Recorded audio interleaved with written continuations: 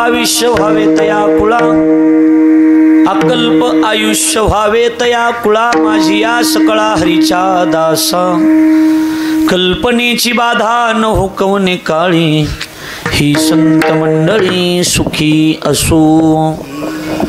अहंकाराचा वारा न लागो राजसा, हरी अहंकाराचा वारा न लागो राजसा, माझी या विष्णुदासा भाविकाशी, कल्पनेची बाधा न हुकवणे काळी, ही संत मंडळी सुखी असो.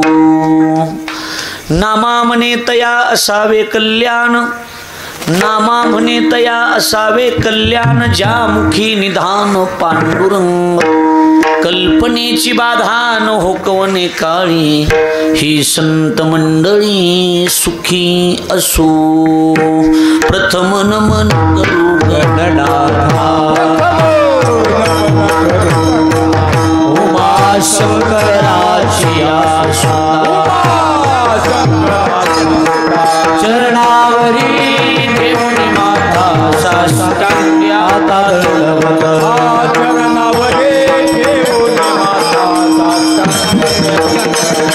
चरणावरी देवनी माता साष्टांगी हो. प्रथम नमन करू गणनाथा,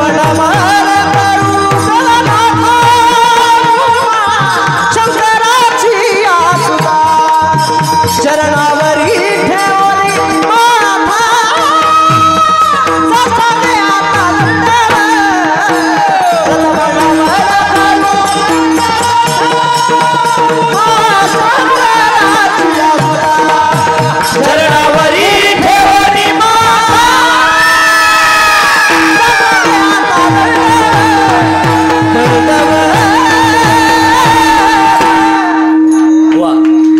प्रथम नमन करू गणनाथा, उमा शंकराची सुता, चरणावरी ठेवणी माथा साष्टांगी आता दंडवत.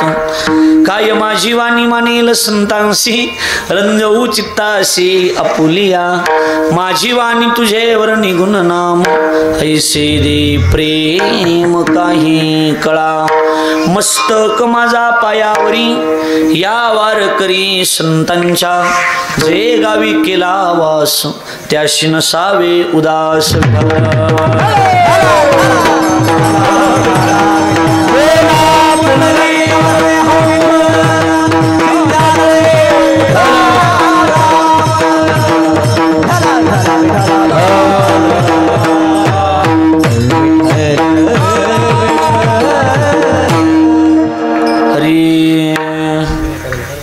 विनी करायला असते ना चिंतामणी देवा आपले हे ते अरे 5-6 दिवस झाले त्याच्यावर चालू आहे. तुम्ही म्हणलं तुम्हाला झालाय म्हणून झाला. अकल्पायुष्य व्हावे तया कुळा, माझी या सकळा हरीच्या दासा, कल्पनेची बाधा न हुकवणे काळी, ही पुन्हा होईन काशी चूक होईल बरोबर आहे का. ही संत मंडळी सुखी असो. माझी शपथ लागलं लागलं कीर्तन रूपी सेवे करता म्हणजे निरूपणा करता निवडलेला भंग.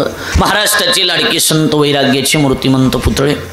थोडा जगाचा संसार सुखाचा व्हावा याकरता आपल्या संसाराची राखरांगोळी करणारे देहूचे सुप्रसिद्ध साधू जगद्गुरु श्रीमंत संत श्रेष्ठ तुकाराम महाराज यांचे पूर्वावतार आणि देवाचे लढीवाळ भक्त प्रेम शिरोमणी श्री संत नामदेव महाराज यांचा चारचरणाचा उत्कृष्ट असा अगदी सोपा सरळ पंथी मागणी प्रकरणातील जवळजवळ भजनी मंडळाच्या पाठांतरातला परिचयाचा अभंग असून तुकोबारा या अभंगाच्या माध्यमातून भाविक विष्णुदासाला आयुष्याची मागणी मागतात. विठ्ठल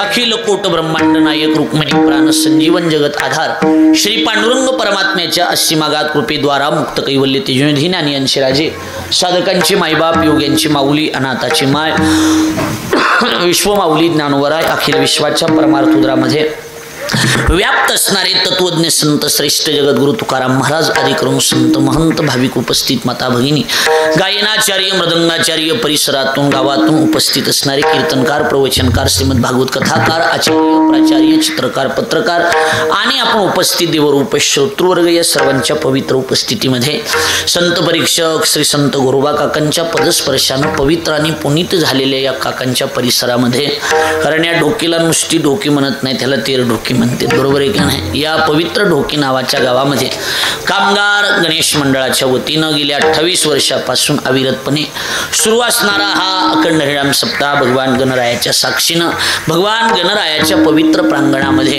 हा उत्सव या ठिकाणी संपन्न होतो. माझा योग चांगला की 28व्या वर्षामध्ये का होईना पण आज सेवेचा योग मला वाटतं उपांत्य दिवसाची उद्या काल असल्यामुळे जगराची सेवा योगायोगानं माझ्या वाट्याला मंडळानं 4-5 वर्षापासून कंटिन्यू संपर्कात मंडळ असायचं की एखादी तारीख द्या, दरवर्षी फोन करायचे. काय ओळख नाही काय नाही जाऊ द्या बघू काय एवढं लगे असं टाळीत आणलं. पण ही गली सुताराची असल्यामुळं सुताराकडून संपर्क झाला त्याच्यामुळं जुळवाजुळव झाली. लक्षात यायला लागलंय का नाही. आमचे ज्येष्ठ गुरुबंधू हरिभक्तीपरायण आपल्या आता महाराज म्हणलेच की परिसराचं वैभव आहे नाही आपल्या मराठवाड्याचं वैभव आहे महाराज. लक्षात आलं का नाही. हरिभक्तीपरायण श्रीराम महाराज पंचाळ हे यांनी मला लिहूनच दिली त्यांच्या हातानं 5-6 महिन्यापूर्वी. काही नाही मनोज भाऊ म्हणून काहीतरी यांचा संपर्क झाला असं कुणाशी काही मला काय कल्पना नाही पण म्हणले काही करा. पण आता त्यांनी सांगितल्यावर काही नाही म्हणता येणार. मी तसं 50च धरून बसलो होतो पण कसं तरी हो ना हे मी 50 म्हणले हे म्हणले आमचा सप्ताह होतो तेवढ्यात. लक्षात आलं का नाही. कसं तरी 40-45 वर इकडे तिकडे करून म्हणजे हे ॲडजस्टमेंट सेवेचा योग माझ्या पदरात. ढोकीला माझं कीर्तनच झालं नाही, पहिल्यांदाच कीर्तन आहे. तिकडे पाडव्या गुढीपाडवा रामनवमीवाले बी दरवर्षी बेजार होते. बापू कोण संपर्क केलता तेव्हाही येणं झालं नाही. आणि आज योगायोगानं श्रीराम महाकोणी काय होते भाऊ आपण फोन करत असताना एखाद्या संपर्कातल्या माणसाकडून संपर्क झाला की ती जरा भाऊ सोपं पडते. म्हणजे मला एकदा धोका झालेला आहे. असंच मी एकदा चोपदाराला बोललो. असं चोपदारावर विनोद करते ना माणूस, विनोद केला त्याचं पोरग कीर्तनात बसलेलं होतं. त्यांनी मला फोन केला, नांदेडला तारीख दिली. मी तिथे गेलो, कान फोन बंद करून मी त्याला फोन लावला म्हणलं लागला इकडून म्हणलं कार्यक्रम काय नाही म्हणजे मी चाकणचा आहे.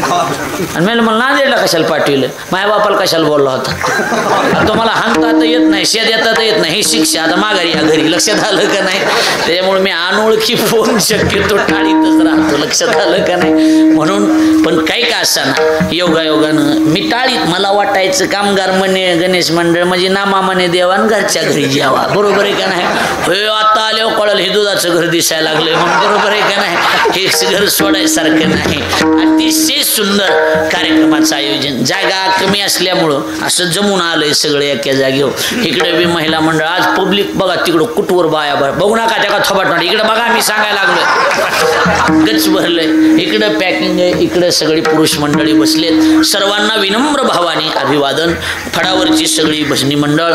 त्याचप्रमाणे आनंद एका गोष्टीचा की जोग महाराजांचा फोटो या मंडपात लावला. त्याच्यामुळं अतिशय समाधान. कारण ही कीर्तन परंपरा ही जोग महाराजापासून आहे. त्या जोग महाराज संस्थेचे अध्यक्ष गुरुवर्य दादा आहेत संदीपान महाराज. लक्षात आलं का नाही. आणि म्हणून खऱ्या अर्थानं आज योगायोग श्रीराम महाराज परिसरातली भजनी मंडळ अंकुश महाराज आणि आज योगायोगानं अनायासे भरत महाराज भेटलेत आपल्याला. अनायासे बरोबर बिगर बोलाय मेहमान आहे म्हणायचं नाही तर बोलून ही बाबा कुणाच्या हाताला लागत नाही. लक्षात आलं का नाही. बोलून बी 10-15 हजार रुपये बी म्हणलं तरी बी कार्यक्रमाचं कारण एवढं ॲडजस्ट होत नाही. व्याप मोठा आहे. आज म्हणजे गर्वानं नाही अभिमानानं नाही पण महाराष्ट्रातल्या पहिल्या 5 मध्ये 1 नंबरचं नाव आहे. लक्षात आलं का. म्हणून मला एक जण काल म्हणला भरत महाराज तुमचे संघ आहेत का.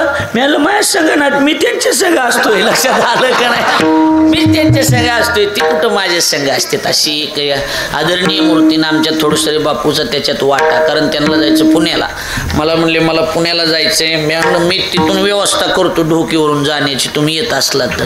बापूला म्हणलं असं करावं लागतंय. बिनधास्त म्हणले मी तिकीट करून ठेवतो, काही काळजी करू नका. रात्री 12ला ह्यांची वाटलं आपलं वाटं लाव ह्यांना वाटं लाव. बरोबर आहे का नाही. आणि म्हणून भरत महाराज खरं खरं म्हणजे इथून बसून देतात तुमच्या भरोशावर आलेले ते लक्षात आलं. आता मी कीर्तनच 12:30ला सोडणार आहे. गाडी निघून गेले म्हणजे सकाळचं कॅन्सल होते. लक्षात आलं का नाही? म्हणून एकदा पठाडे महाराजसाठी टाळी होऊन जाऊ द्या. पिंगळा नाही आता ना शेवटला म्हणतो. लक्षात आलं का नाही? इकडे बघा, लक्ष द्या, इकडे लक्ष द्या.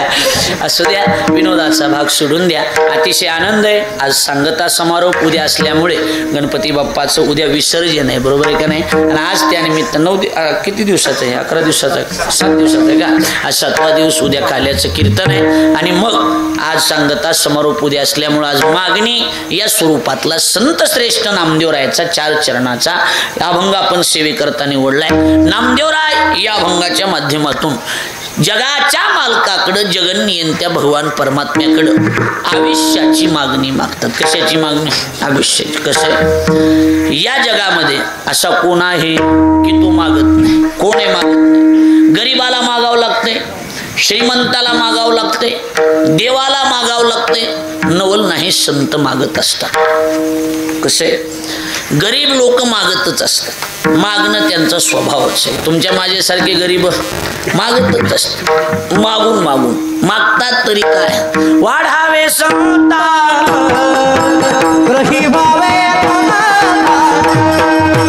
ग्रही भावे,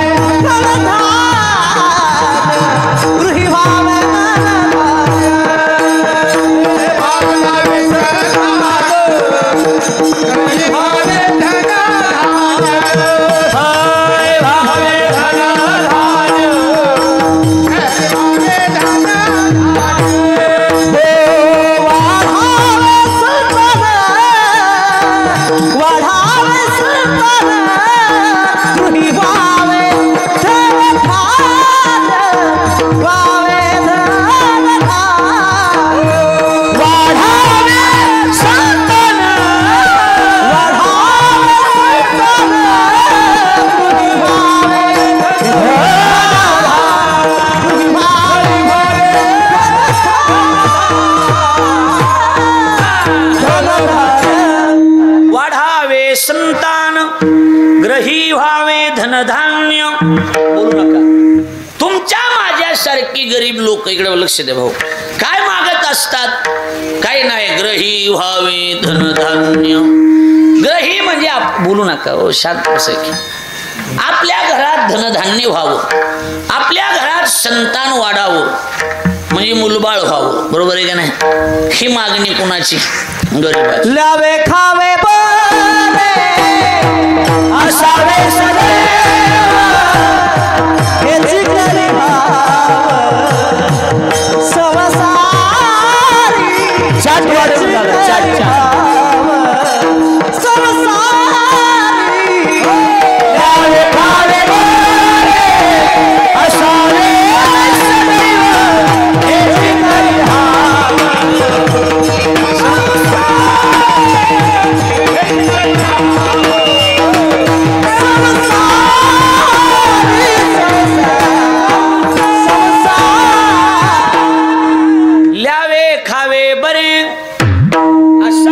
सदैव.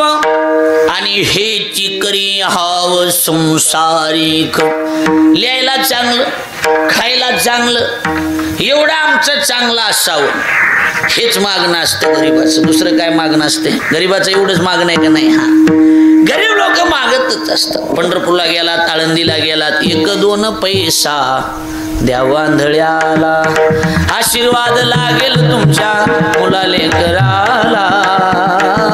मागतात का नाही? मागतच असतात. मागणं स्वभाव आहे. जाऊ दे, गरीब लोक मागत असतात महाराज, याच्यात नवल नाही. श्रीमंत लोक सुद्धा मागत असतात. ज्यांच्याकडं 10 पिढ्या बसून खायला एवढं धन आहे, ही लोक सुद्धा दुसऱ्याच्या पुढं मागतात. एकच आहे, गरीब लोक रोज मागत असतील, श्रीमंत लोक 5 वर्षाला एकदा मागतच असतात. खरे का घोडे? होय. एवढं तरी आहे का ओळख? ओळख राहू द्या, ओळख ठेवा. आता 5 वर्षाला एकदा भेटले कुठं ओळख राहत असते? त्याला दरवर्षी सप्त्याला वर्गण द्यावं लागते, भेट द्यावं लागते, तर ओळख राहत असते. बरोबर आहे का नाही? माणसाने बी ध्यानात ठेवायचं असतं, हे लक्षात ठेवायचं. हा, पण माणसं येडी टायमिंगला 1500 ध्यानात ठेवायचं. आम्हाला काय नाही, मंदिराला, सप्ताहाला, अशा गोष्टीला ह्या औलादी कोण मागायचंच काही भेस नाही, कारण ही पुन्हा सापडत नाही. ही 5 वर्षाला एकदाच सापडते. बरोबर बोलू नका. पण एक वाक्य लिहून ठेवा, ज्या श्रीमंत माणसाला आपलं स्थान नेहमी सगळ्याच्या उंच असं वाटतं ना भरताना, त्या श्रीमंतानं कधीतरी गरिबाला दिलं पाहिजे, दिलं पाहिजे. कारण जी लोक देत असतात तीच लोक बापू या जगात मोठी असतात. सांगेन मी आपल्याला, एखाद्या सुंदर माणसाला जर त्याचं सौंदर्य जगाला कळावं असं वाटत असेल तर त्यानं कधीतरी काळ्या माणसामध्ये आलं पाहिजे. एखाद्या उंच माणसाला त्याची उंची जर समाजाला कळावी असं वाटत असेल, कधीतरी त्यानं ठेंगण्या माणसात आलं पाहिजे. तसं एखाद्या श्रीमंत माणसाला त्याची श्रीमंती लोकाला कळावी असं वाटत असेल तर त्यानं कधीतरी गरिबाला दिलं पाहिजे, दिलं पाहिजे. बरोबर आहे का नाही? दिलं पाहिजे. कारण जी देत असतात ती मोठी असतात. सांगून जाईल मी आपल्याला, समुद्र असतो, समुद्र, समुद्राकडं पाण्याची श्रीमंती भरपूर आहे. समुद्राकडं पाण्याची श्रीमंती भरपूर आहे, पण समुद्राहून फिरायला जाणाऱ्या माणसाला हातात बिस्लरी घेऊन जावं लागतंय. काय जाळायची त्याची श्रीमंती? माझं बोलणं कळलं असेल की? अरे एवढं मोठं पाणी, 75-80% सज्जनानो पाणी आहे समुद्राकडं, पण पिता येते का? नाही. काय करायचंय? उदाहरण आहे, मला एकच म्हणायचंय, 1,00,000-2 लाख रुपये त्याच्याकडं महिन्याला एखाद्याकडे येत असतील, सप्ताहाची वर्गणी जर देत नसेल तर काय जाळायची त्याची श्रीमंती? विनोद नाही, विनोद नाही ना, मला खरंच सांगा, 2 लाख रुपये एखाद्या महिन्याला येतात, आमच्या काय कामाचे? ते तुझ्या लेकरा बाळाच्या कामाचे. आणि पुन्हा मग समोर येऊन बसतात आणि लोक म्हणतात, पुन्हा कार्यकर्ते, मोठे साहेब आहेत, ते श्रीमंत आहेत, त्यांचं नाव घ्या. का घ्या? का घ्या? का सांगा? नाही, त्यांच्याकडे पैसा आहे. अरे पण तो पैसा त्यांच्या मुलाबाळाला होणार आहे ना. आमच्या मंदिराला किती दिलेत? माझं बोलणं कळतंय का तुम्हाला? आमच्यासाठी. हा, एखादा व्यक्ती श्रीमंत असून जर तो व्यक्ती धर्म कार्याला सहकार्य करत असेल, आम्ही जरूर त्याचं नाव घेऊ, जरूर त्याचं नाव घेऊ. पण धर्म कार्यामध्ये जर जो व्यक्ती सहकार्यच करत नसेल ना, तर त्याचं नाव तरी आम्ही का घ्यावं सांगा? का घ्यावं सांगा? अजिबात आम्ही घेणार नाही. श्रीमंते समूळ धन संपत्ती उत्तम कुळ, धन संपत्ती उत्तम कुळ, धन संपत्ती उत्तम कुळ.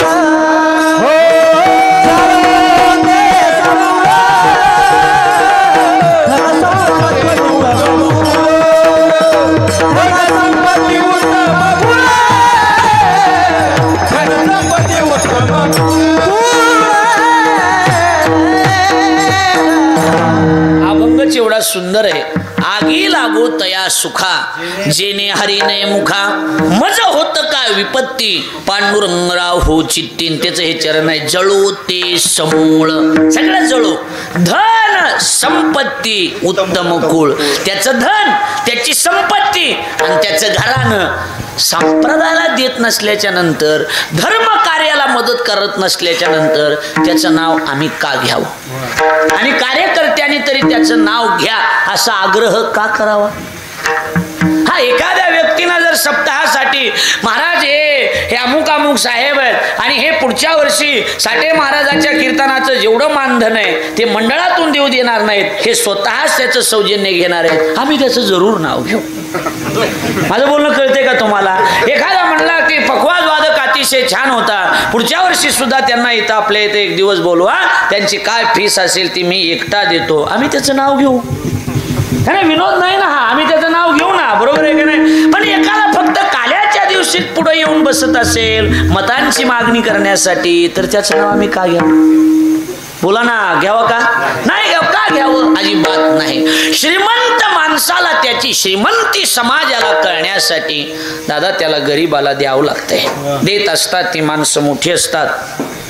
एखाद्या वेळेला ही पत्रिका आहे हातामध्ये माझ्या, तुम्हाला विचारतो, तुम्हाला मला द्यायची आहे, तर तुम्हाला घेण्यासाठी हात कसा करावा लागेल? असा. मला कसा हात करा, असा. मला असा करावा लागेल. तुम्ही सांगा, देणाराचा हात उंच आहे का घेणाराचा हात? देणाराचा. ही पत्रिका तुम्ही मला द्या. अरे अशी द्या फक्त. हां, आता मला हात असा करावा लागेल. आता कुणाचा हात उंच आहे? देणाराचा. देणाराचा हात नेहमी उंच असतो, घेणाराचा हात नेहमी खाली असतो. म्हणून एक लक्षात ठेवा, आपल्याला लहान व्हायचंय, मोठं व्हायचं नाही. त्यामुळं गरीबाला कधीतरी मदत करणं ही गोष्ट गरजेची. दिलं पाहिजे गड्या, दिलं पाहिजे. धर्म कार्यामध्ये सहकार्य आपण केलं पाहिजे. गरीब लोक रोज मागत असतात. आपलं हे चाललं होतं, श्रीमंत लोक 5 वर्षाला का होईना एकदा मागतच असतात. असू द्या, श्रीमंती असू नये या मताचा श्रीराम महाराज मी अजिबात माणूस नाही. तुम्ही म्हणाल की महाराज तुमच्याकडे श्रीमंती नाही का? भरपूर आहे. माझ्याकडे सुद्धा श्रीमंती आहे. देवानं दिली तर नाही म्हणू नये, आहे. श्रीमंती असू नये या मताचा मी अजिबात माणूस नाही.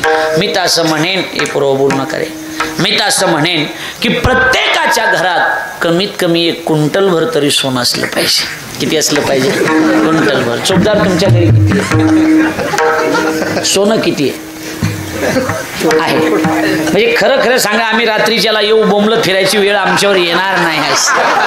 एखाद्या वेळेला सज्जनानो हा विनोद असू द्या, पण मी तसं म्हणेन की भरपूर सोनं असलं पाहिजे. पुढचं ऐका, ज्या तिजोरीमध्ये तुम्ही सोनं ठेवत असाल त्याच तिजोरीमध्ये आई तुम्ही संस्कृती सुद्धा ठेवली पाहिजे. संस्कृती सुद्धा असली पाहिजे. ज्या तिजोरीमध्ये भरपूर सोनं आहे, पण ज्या तिजोरीमध्ये भरपूर सोनं आहे पण तिजोरीच्या मालकीनीच्या डोक्यावर जर पदर नसेल तर काय जाळायचे ते सोनं?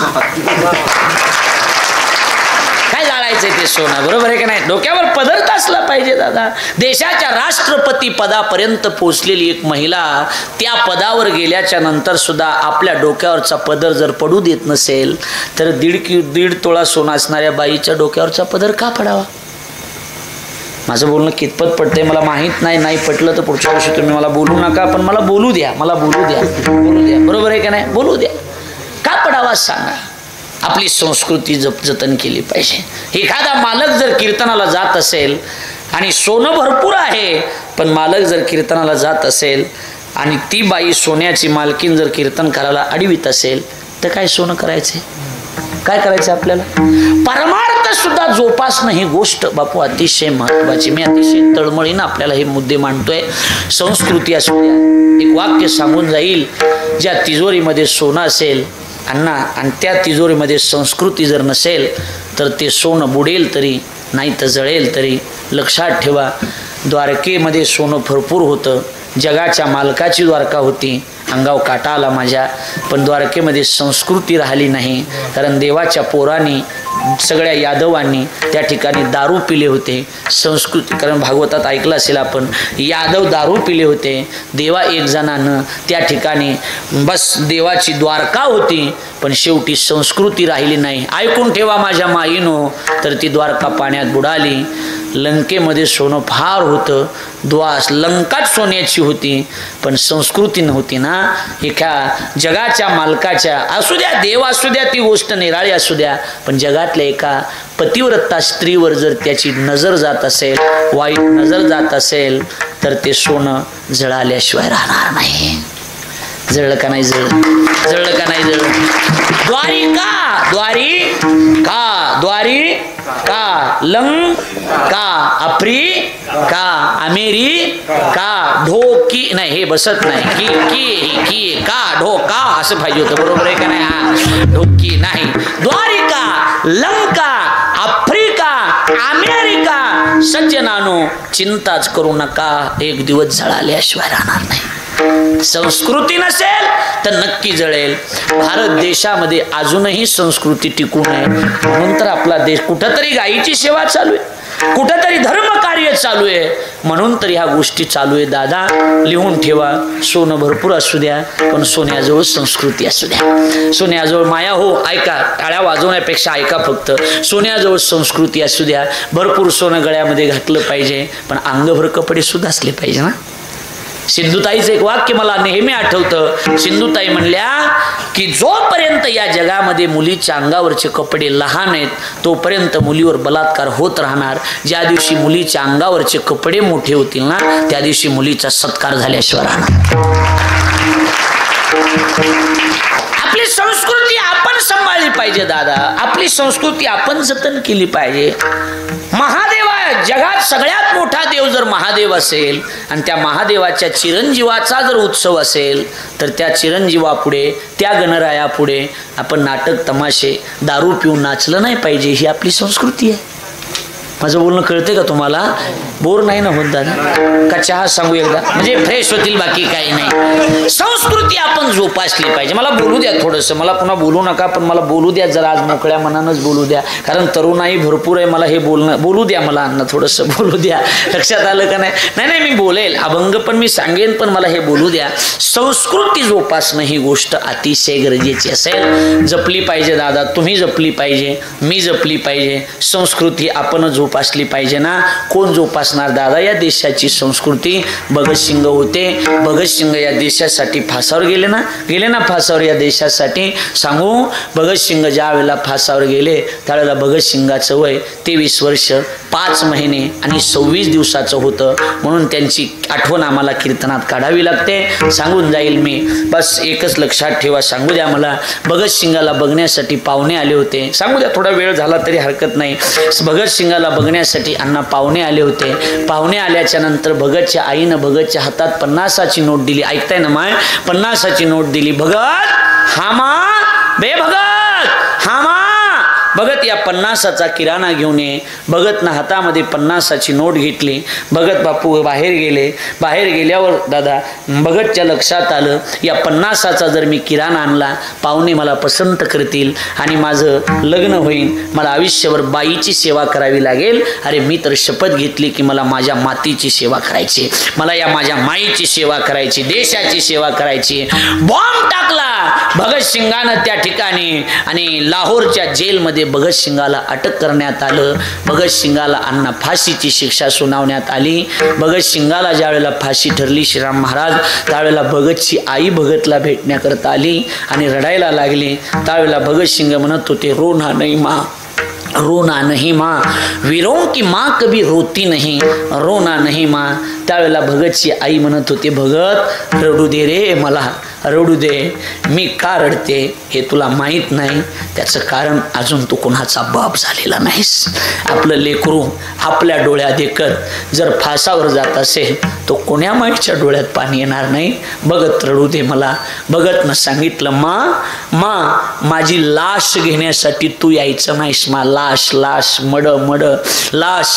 का रे भगत? त्यावेळेला भगत म्हणतात मा ज्यावेळेला तू माझी लाश घेण्यासाठी येशील ना त्यावेळेला मा तुझ्या डोळ्यात पाणी असेल आणि हरामखोर इंग्रज तुझ्या कबूट दाखवून म्हणतील ही भगतची माय आहे. त्या तो माझ्या देशाचा अपमान असेल. मामाला पाठवायचं. मामाला पाठव. काही पोरं हे काय होतं सांगा ना.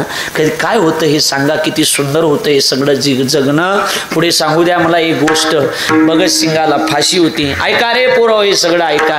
आम्हाला सुद्धा तुमच्यासारख्या जीन्स पॅन्ट घाला वाटतात. आम्हाला सुद्धा तुमच्यासारखं बुलेटवर फिरा वाटतं. आम्हाला सुद्धा तुमच्यासारख्या पुड्या खाऊन ॲक्शनमध्ये चाला वाटतं. पण आम्ही वयाच्या 30व्या वर्षामध्ये धोत्र घालतोय. आम्हाला आमचा धर्म जपायचा आहे. आम्हाला माझं वय 30-31 94चा माझा जन्म आहे. 94चा. भरत महाराज माझ्यापेक्षा 2 महिन्यानं थोडेसे लहान आहेत 2 महिन्यानं. नाही तर आम्ही 94चे सगळे दोघं जण. हे आम्ही या वयामध्ये जर हे करत असू तर हे कुणाच्या डोक्यात असेल तर काढून टाका. मी गणपतीची शपथ घेऊन सांगतो पैशासाठी फक्त एकच क्षेत्र आहे असं नाही. आम्ही हे जरी क्षेत्र सोडलं तरी आम्ही बुद्धिमान आहोत. आम्हाला माहिती आहे आमच्याकडे सगळ्या गोष्टी आहेत, कला आहे, स्वभाव आहे. आम्ही कुठल्याही धंद्यात गेलो तरी आम्ही पैसे कमवू. पण आम्हाला पैशाबरोबर संस्कृती सुद्धा टिकवायची आहे. संप्रदाय सुद्धा जोपासायचा आहे. धर्म कार्य सुद्धा जोपासायचं आहे. माझा राग येणार नसेल ते एक वाक्य बोलू द्या. मला असं वाटतं की 3 वर्षाचं मुस्लिम धर्मातलं लेकरू गोल टोपी घालून जर 3 वर्षाचं पोरगं नमाज पडायला जात असेल तर आपल्यातल्या 11 वर्षाच्या पोरानं टाळ का वाजू नये? का वाजू नये टाळा? अरे 3 वर्षाचं पोरग नमाज पडताना आपले 25चे 30चे बोंबलत फिरतात महाराज. तुम्हाला कोटीतलं बोलणं कळत असेल, आपण हुशार आहेत. मला एक जण म्हणला, महाराज या वयात परमार्थ, या वयात परमार्थाचं का वय? भरत महाराज आम्ही दोघं होतो. मला म्हणला या वयात. मी त्याला एक उत्तर दिलं, आपण हुशार आहात, कळेल तुम्हाला. मी म्हटलं दादा आम्ही तर आहोतच, पण तुम्ही पण या वयात. कळलंय ना माझं बोलणं तुम्हाला? तुम्ही पण या वयात. इथली मजा बघा, इथला आनंद बघा.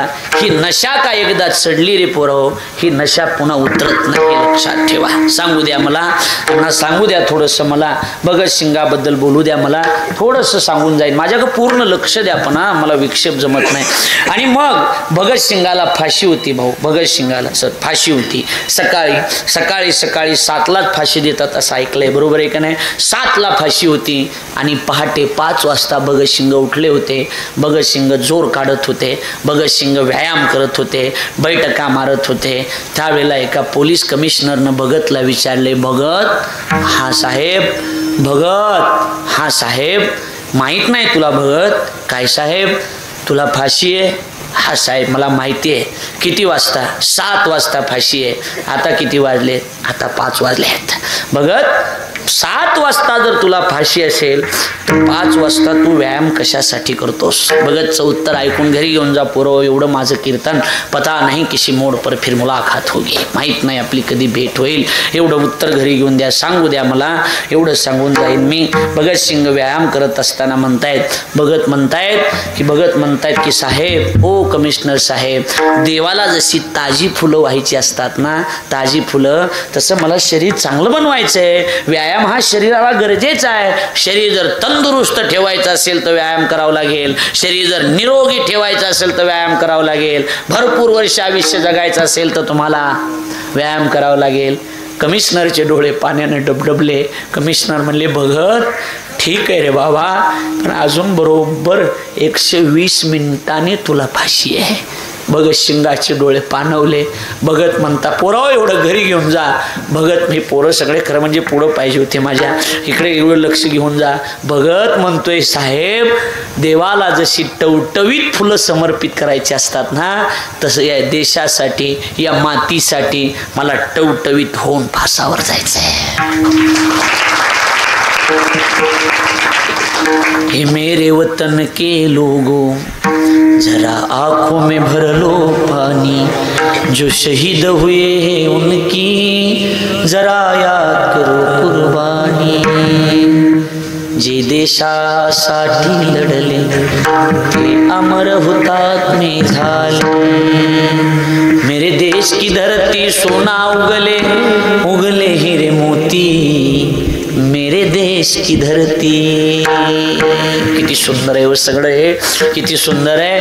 मला असं वाटतंय भगतसिंगाचं वय जर 80 वर्षाचं असतं तर आज भगतचं चरित्र आम्हाला कीर्तनात सांगायची वेळ आली नसती. भगतचं वय 23 वर्षाचं होतं, म्हणून भगतसिंगाचा त्याग आम्हाला आज कीर्तनात सांगावा लागतोय. श्रीमंती असू द्या, पण श्रीमंतीजवळ संस्कृती असू द्या. आपला मुद्दा कळलाय? 1000 रुपये जर दिवसात कमवत असाल तर मी म्हणणार नाही 100 रुपये. माझी विनंती 10 रुपये देवासाठी असले पाहिजे. 10 रुपये.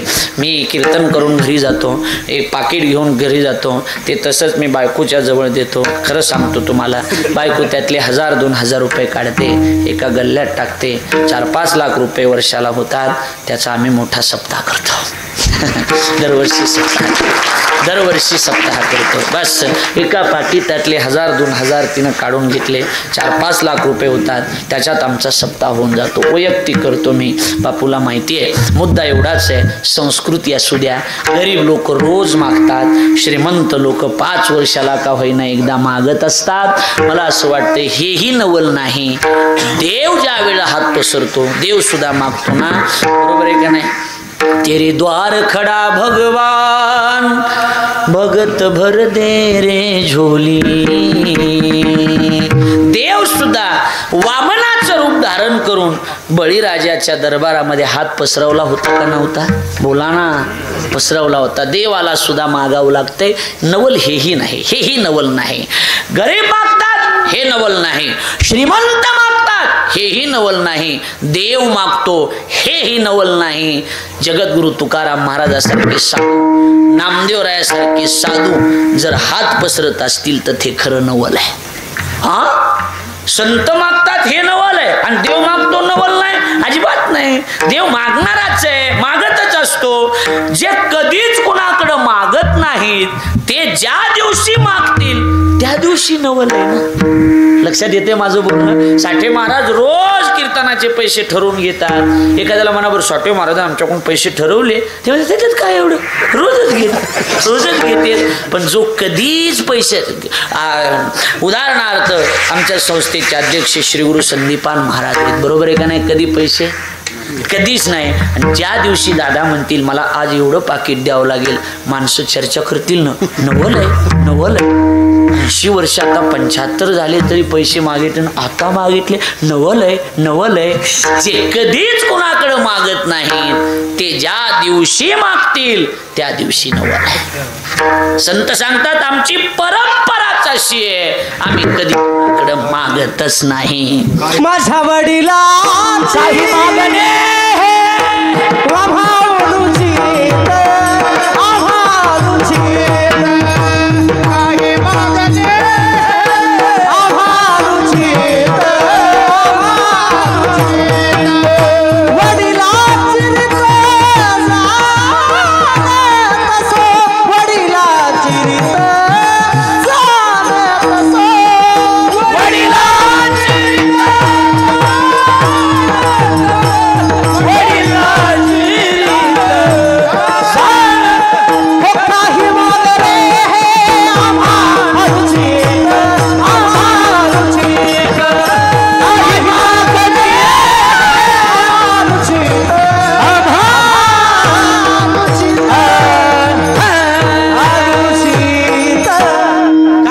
मागणी अनुचित, वडिलाची रीत जाणत सो.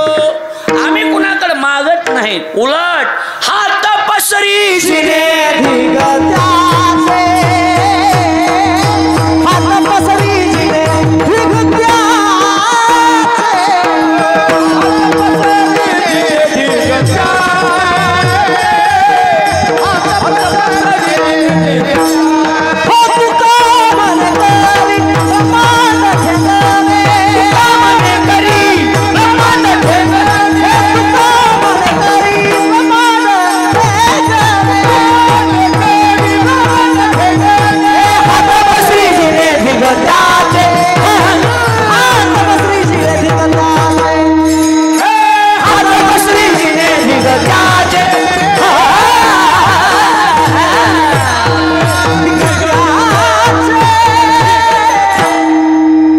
एखादा नारळी सप्ताह असल्याने वाटायला लागलाय का नाही सांगा, आपलं वाटायला लागलाय का नाही, मोठा सप्ताह वाटायला लागलाय का नाही सांगा. तुका म्हणे करी ब्रह्मांड ठेंगणे आणि हात पसरी जिने दिगत्याचे, किंवा भिक्षा पात्र अवलंबने जळो जिने लाजीरवाने.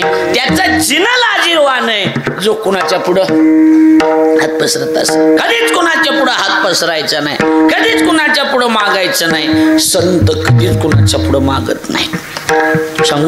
सांगू द्या मला, नामदेवराय या अभंगात मागणी मागतात असा स्पष्ट उल्लेख या अभंगात कुठेच आलेला नाही. मग ही मागणी नामदेवरायाची देवाकडेच आहे, हे कशावरून कळलं का नाही कळलं, पूर्व लक्षात आलं. नामदेवराय देवाकडे मागतात असा उल्लेख या अभंगात आलेला नाही. मग ही मागणी नामदेवरायाची देवाकडेच आहे. भाऊ हे कशावरून, तर त्याची 2 उत्तरं देतो. पहिलं उत्तर असं आहे, पहिलं उत्तर एवढं गोंडस आहे, तुम्हाला आनंद वाटेल ऐकून. उत्तरच असं आहे, सांगू द्या मला तेवढं उत्तरच असं आहे की संत महात्मे देवाला सोडून दुसऱ्या कोणाला मागतच नाही. याच्यावरून समजून चालायचं की ही मागणी नामदेवरायाची देवाकडेच आहे. हो तुझे दास्य करू आणि भिकाजीने झाले माझे पंढरी राया, भिकाजीने झाले माझे पंढरी राया. हो तुझे दास्य करू आणि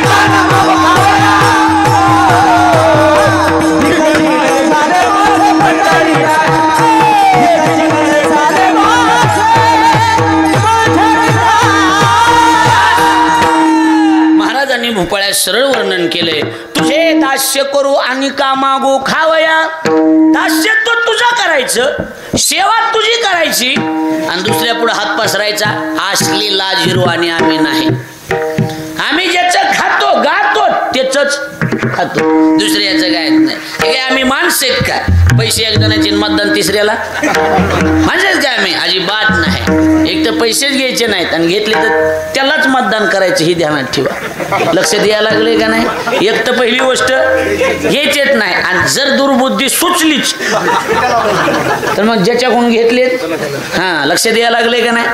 आम्ही काय असेल का? बळीयाचे अंकित आम्ही झालो रे बळीवंत.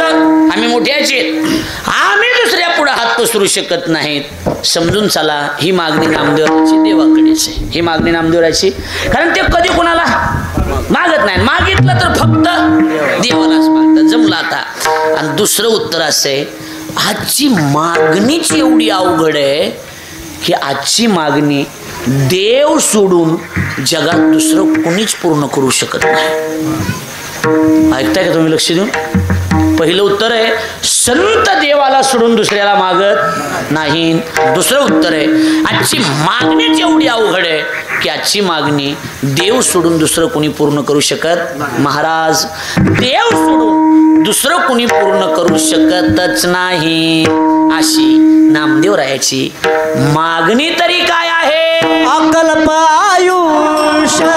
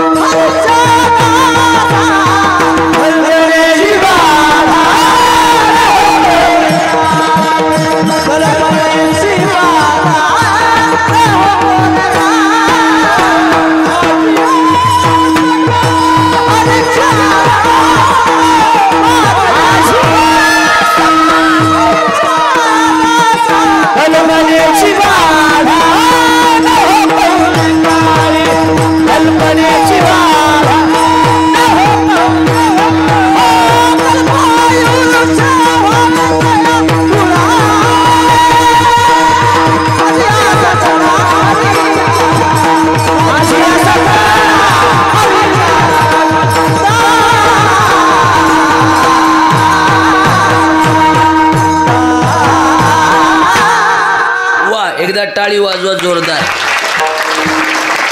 मागणीच एवढी अवघड आहे की आजची मागणी देव सोडून दुसरं कोणी पूर्ण करू शकत. देव सोडून दुसरं कोणी पूर्ण करू शकतच नाही. अशी नामदेवराची मागणी तरी काय आहे? मागणी अशी आहे, अकल्प आयुष्य. किती आयुष्य? अकल्प आयुष्य. अकल्प आयुष्य व्हावं म्हणतात. अकल्प. आता अकल्प शब्दाचं गणित सांगता येईल का कोणाला? अकल्प होय, सांगता येईल का कोणाला? सर, अकल्प आयुष्य. अकल्प काय म्हणले? हो बरोबर, कल्पना. मी सांगतो. मला सांगा, काळाचं कमीत कमी वेळ मापण्याचं साधन काय? नाही कळलं. घड्याळातला कमीत कमी वेळ कशाने मापला जातो? सेकंद. बरोबर आहे. आता हुशार आहेत आपण. 60 सेकंदाचा 1 मिनिट जमलं. 60 मिनिटाचा 1 पटकन तास. मला वाटतं 24 तासाचा 1 दिवस. 7 दिवसाचा 1 अरे बोला ना आठवडा. 2 आठवड्याचा 1 15वाडा. साहजिक. 2 आठवड्याचा 1 15वाडा. 2 15वाड्याचा 1 2 महिन्याचा 1. मलाही माहित होतं तुमचं बंद पडणारच आहे म्हणून. बरोबर आहे का नाही सांगा. माहिती कोणाला 2 महिन्याचा 1 नाही. मी सांगतो लक्ष द्या. 2 महिन्याचा 1 ऋतू होतो. लक्षात आलं. 2 महिन्याचा 1 ऋतू. ए पोराने सांगा ऋतू किती रे? ऋतू 3.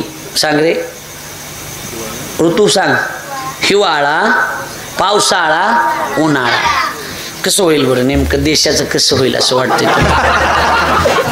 इंग्रजीच्या नावाखाली मराठीचं सगळं वाटूळ झालंय. पोरो उन्हाळा, पावसाळा, हिवाळा हे ऋतू नाहीत, हे मोसम आहे. लक्षात येते. ऋतू आहेत 6. किती ऋतू आहेत? आणि 2 महिन्याचा 1 ऋतू. नाराज व्हायची गरज नाही. तुम्हाला शिकवणाऱ्या मास्तरनं शिकवलंच नाही. मास्तर कुणी असतील तर त्यांनीही नाराज होऊ नका. त्यांना शिकवणाऱ्या मास्तरनं त्यांना बरोबर आहे का नाही? ऋतू आहे 6. वसंत. अरे सांगा ना. शिक्षकालाच माहित नाही. अरे हो द्या. ऋतू 6. ऋतू किती? 6. 2 महिन्याचा 1 ऋतू होतो. तर बापू 3 ऋतूचं 1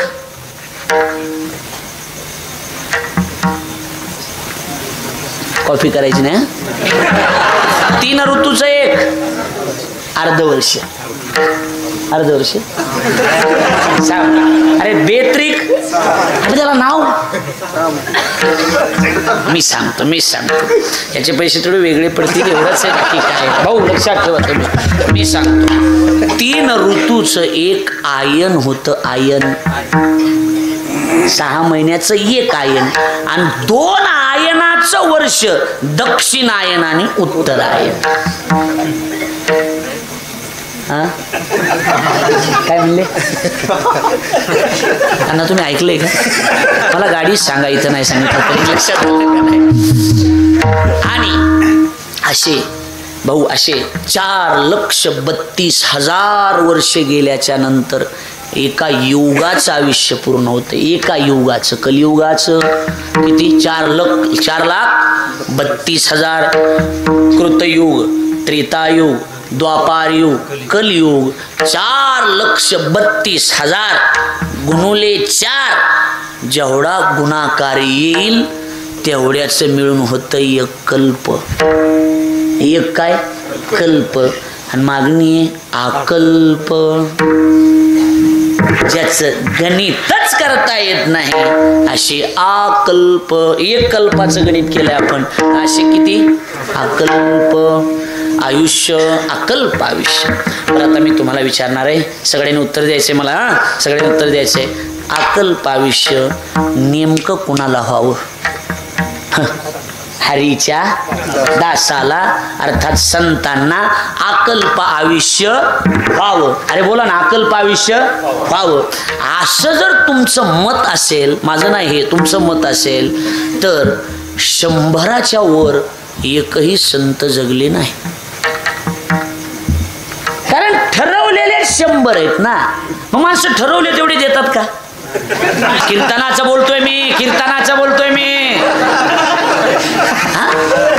ठरवलेले किती? स्वतः नामदेवरायांनी जाहीर केलं. अरे देह दुर्लभ जाणारे 100 वर्षाची साई वाढव. चाट वाजव. कडक वाजली वाढव.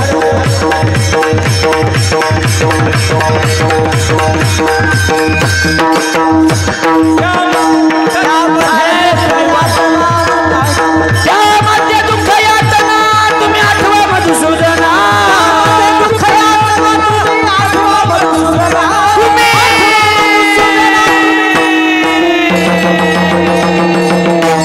तुम्ही वासुदेव म्हणा. तुम्ही वासुदेव म्हणा. तुम्ही वासुदेव म्हणा. तुम्ही वासुदेव म्हणा.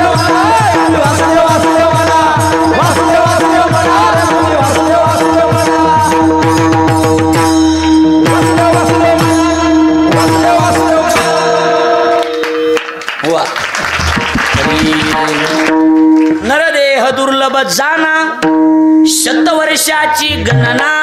गणित किती वर्षाचं आहे?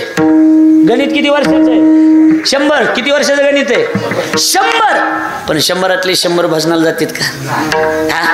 त्यामध्ये दुःख यातना किंवा अल्प आयुष्य मानवी देह. आता ऐका, शत गणिले किती गणिले? 100. ते अर्ध रात्र खाय. रात्रीने ते नेले अर्धन बाळपण जरा व्याध. 100तले निम्मे तर झोपीनच नेले. कोणी नेले निम्मे? झोपीनं. पण आता एक वाक्य लक्षात ठेवा, वाक्य लक्ष देऊन ऐका बारीक. रात्री नेते नेले अर्धे, रात्रीच्या झोपीनं अर्धे नेलेत. अंडरलाईन करा, दिवसाची झोप राहिलेल्या 50मध्ये वेगळी जमा केली जाते. त्यामुळं आयुष्य मर्यादा कमी होत चालली आहे. शहाणे माणसं सांगे उठ दुपारा झोपत नसते, म्हणायचे का नाही? म्हणायचे का नाही? सांग उठ दुपारा फक्त वा. लक्षात आलं का नाही? उगं जेवल्यावर थोडं लोळायचं आणि उठायचं, झोपायचं. दुपारा फक्त लोळायचं, झोपायचं नाही. लक्षात आलं का नाही? आपले उगं लोळतो म्हणतील, 12ला जी लोळते 6लाच उठते. लक्षात आलं का नाही? लक्षात नाही, अजिबात नाही. लक्षात राहिलेल्या 50मध्ये बालपण, तरुणपण, पिडा, रोग, क्षय. भजनाला काय माती राहिलं काय? काय भजना शिवरते ते पाहिगा. आणि तरी माणसं 80 वर्षाचे झाल्यावर आमच्या काही येतात, मला माळ घालावं वाटायली. मला आता का मन माळ घालायची? चावानाच गेलं म्हणून माळ असते. दुसरं आलं माझ्याक, मला बी माळ घाला. मला तुला चावा नाही का? मला चावतंय पण पोरं आणतच नाही. हे सगळं मी वटाण्या फुटाण्याबद्दल बोलतोय. गणपतीच्या देखत दुसरं मी अजिबात बोलणार नाही. लक्षात आलं का नाही? लक्षात आलं का नाही? जब हम पैदा हुए एवढे येडे बघा, हे लक्षात आलं का नाही? अरे मी दोहा म्हणत होतो, तुम्हाला काही वेगळंच वाटतं तुम्हाला काहीतरी.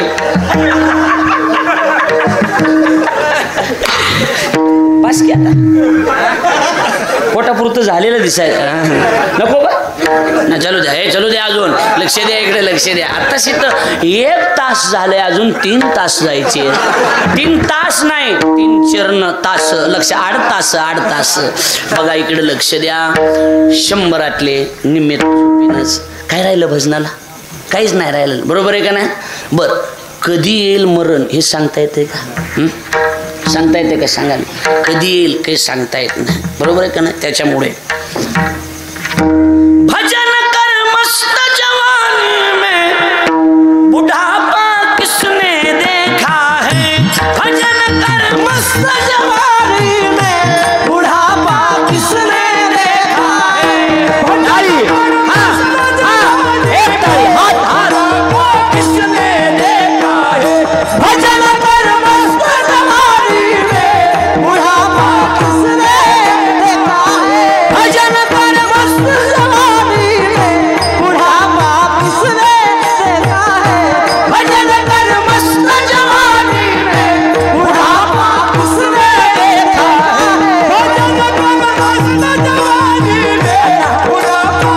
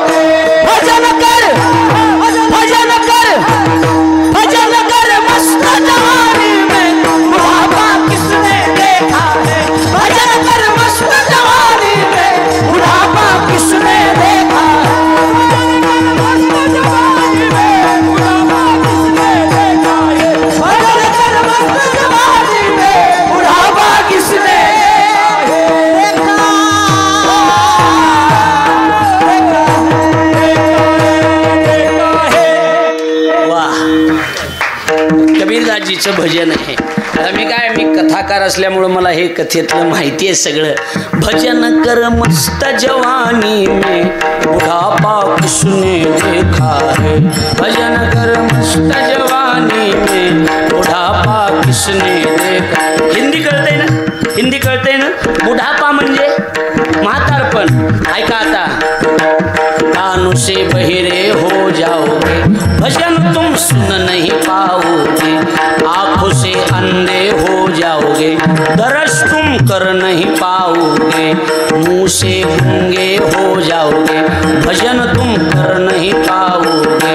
भजन कर, भजन कर, भजन कर मस्त जवानी आहे जवानी तोपर्यंत घ्या परमार्थ करून. आहात तरुण, नाही तर जाताना एक दिवस. लक्ष द्यायला लागलंय का माझं बोलून? काय सांगा, करून घ्यायचं, भजन करून घ्यायचं, आनंद. आणि एक सांगतो, लक्ष द्या, आनंदी राहायचं, आनंदी. आम्ही आमच्या आयुष्यात अजून नाराज झालेली बातमीच नाही. सकाळपासून हे मग तिसरं खळ आहे आपलं. हे कीर्तन आहे, कीर्तन आहे, कीर्तन आहे. पण काही वाटायला लागले का? हे वाटायला लागले का? नाही, अजिबात नाही महाराज. नाराज व्हायचंच नाही. बरे मस्ती केली जीता हूँ. मी माझ्या आनंदात जगतो. आम्ही आमच्या आनंदात जगतो ना. आनंदात जगलं पाहिजे, आनंदातच राहायचं कायम. आपल्या हातातच काही नाही भाऊ, काहीच हातात नाही आपल्या. जी व्हायचं ती होणारच आहे. आपल्यानं काही तुम्ही किती बोंबालात तरी आपल्याच्यानं बदल काही होणार. मग आपल्याच्यानं बदलच काही होणार नसेल, का नाराज व्हायचं? का नाराज व्हायचं सांगा? नाराज व्हायचं नाही. जे आहे त्याच्यात समाधान. दिया सोबी आणि नाही दिया सोबी समाधान. लक्षात आलं का नाही? ज्यानं दिलं त्याच्यावर बी समाधान आहे, आणि ज्यानं नाही दिलं त्याच्यावर बी समाधान आहे. खुश राहायचं, नाराज व्हायचं ना आयुष्यात. आम्ही अजून नाही होणार. अन्नाला विचारा, कवा बी हसत होती. एवढीच 12 महिने एवढे हसायले होते आम्ही. 12 महिने दुनिया काही तिकडे हो, आम्ही आपलं हसायले आहेतच. लक्षात आलं का नाही? कशामुळे नाराज व्हायचं सांगा ना? हसत राहायचं. कोणत्याच फोटोग्राफरला इंग्लिश येत नाही, पण त्याला एक शब्द नक्की येतोय, स्माइल प्लीज. विनोद नाही भाऊ, मला एकच सांगायचं अण्णा, 2 सेकंदाच्या स्माईलनं जर आपला फोटो चांगला निघत असेल तर महाराज आयुष्यभर हसत राहिले आपलं जीवन किती. लक्षात यायला लागले का नाही महाराज? हो, त्याच्यामुळं नाराज व्हायचंच नाही महाराज. जसं असेल त्याच्या समाधान. विठ्ठल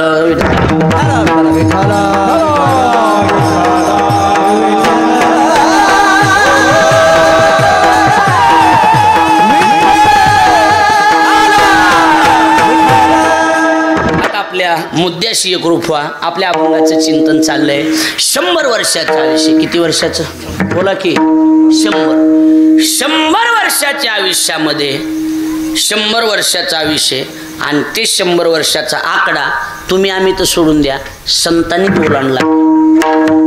ज्ञानोबा राय 22, ज्ञानोबा राय 22, तुकाराम महाराज 42, विवेकानंद 39, सगळ्यात जास्त जगले नामदेव महाराज 82 वर्ष. किती वर्ष?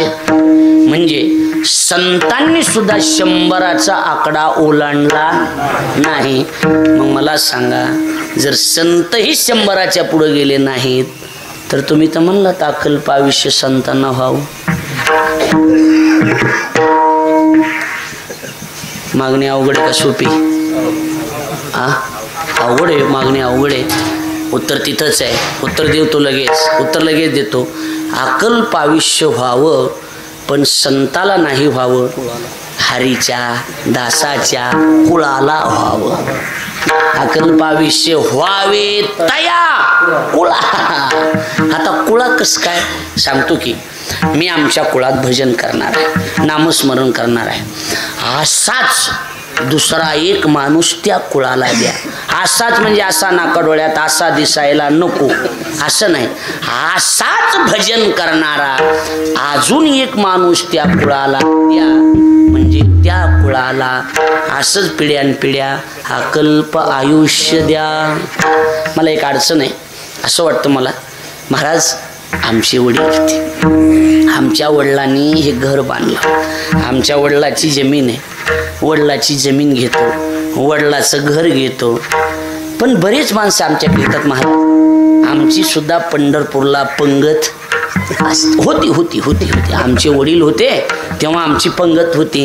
आता वडील गेल्यापासून आता बंद झाले. मी म्हणतो वडिलाचं घर चालतंय, मग वडिलानं घर चालू केली, पंगत का चालत नाही आपल्याला? वडिलाच्या गळ्यात तुमच्या घरात माळ करे होती वडिलाला माळ, तुम्हाला मला नाही. मी म्हणतो मग वडिलाच्या गळ्यातलं सोनं काढून घेत असताना ती माळही काढून घेतली पाहिजे ना. कळतंय का तुम्हाला? ती माळ सुद्धा आपल्या गळ्यात असली पाहिजे का नसली पाहिजे सांगा? असली पाहिजे. पण हे राहिलं नाही महाराज, आता राहिलं नाही. काळ बदलून गेला. आपला मुद्दा एवढाच आहे, अकल्पाविष्य व्हावे तया कुळा. कुणाला? माझी या सकळा हरीच्या दासा. हरीच्या दासाच्या कुळाला अकल्पाविष्य व्हावं. पण एखाद्या वेळेला आयुष्य नाही मिळालं तरी हरकत नाही. गोष्टी एक सांग, दोन गोष्टी सांगतो. आयुष्य मिळावं का आयुष्य निरोगी मिळावं? काही माणसं म्हणतात आमचे गुरुजी, आमचे वडील 22 वर्ष झालं खाटावर पडूनच आहे, काय त्याच्यात विशेष आहे? आणि ते मेले म्हणते, पाहुणे म्हणते बरं झालं बरं का, त्यांचे विले हाल होत होते. कळते का माझं बोलणं? आयुष्य किती जगला यापेक्षा तो व्यक्ती आयुष्य किती निरोगी जगला सजनाला किंमत आहे. मला असं वाटतंय आमच्या भाविक विष्णुदासाला आयुष्य तर द्याच द्या, पण एखादा रोग होऊ देऊ नका. विशेषतः कोणता रोग सांगितला या अभंगात?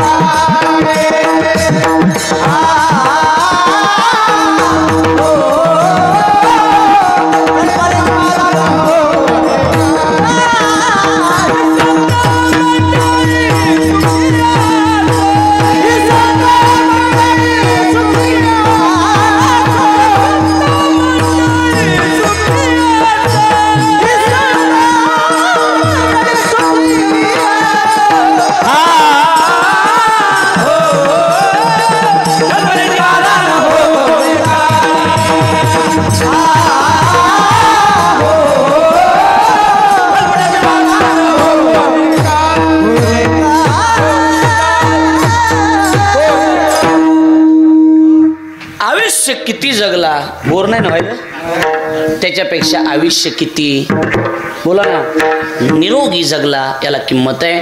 रोग सांगितलाय कल्पना. कोणता रोग सांगितलाय? कल्पना. काही झालं हरकत नाही, पण या कल्पनेची बाधा माणसाला झाली नाही पाहिजे.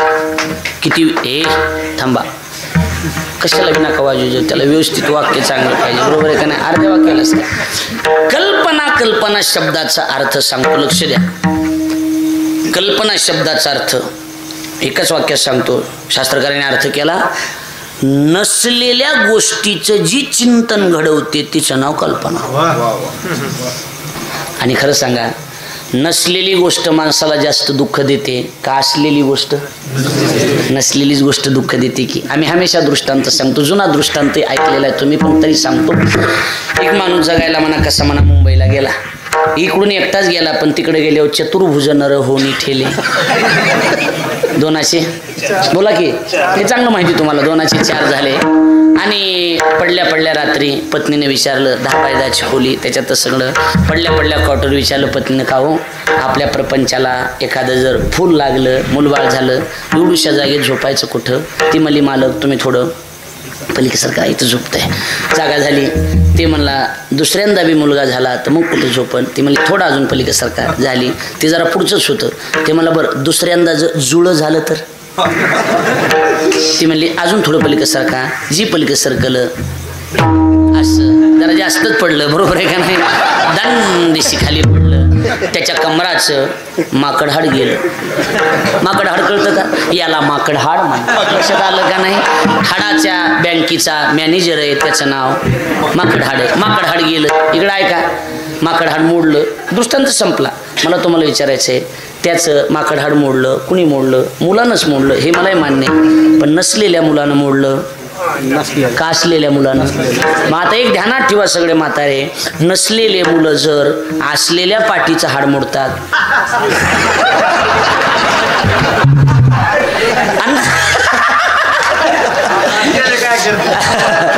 खरंय ना?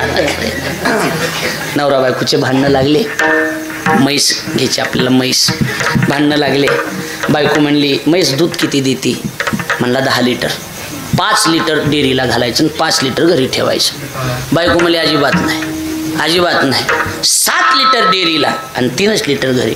अगं म्हणलं लेकरं आहेत, 5 लिटर घरी राहू दे आणि 5 लिटर डेअरीला, अजिबात जमत नाही. 3च लिटर घरी. दोघा जणांचे भांडणं लागले. एवढे भांडणं लागले, एवढे भांडणं लागले, मरूस तर ह्यानं तिला मारलं, तिनं ह्याला मारलं, रक्ताबांबळ सगळं झालं. शाना माणूस मिटवायला आला.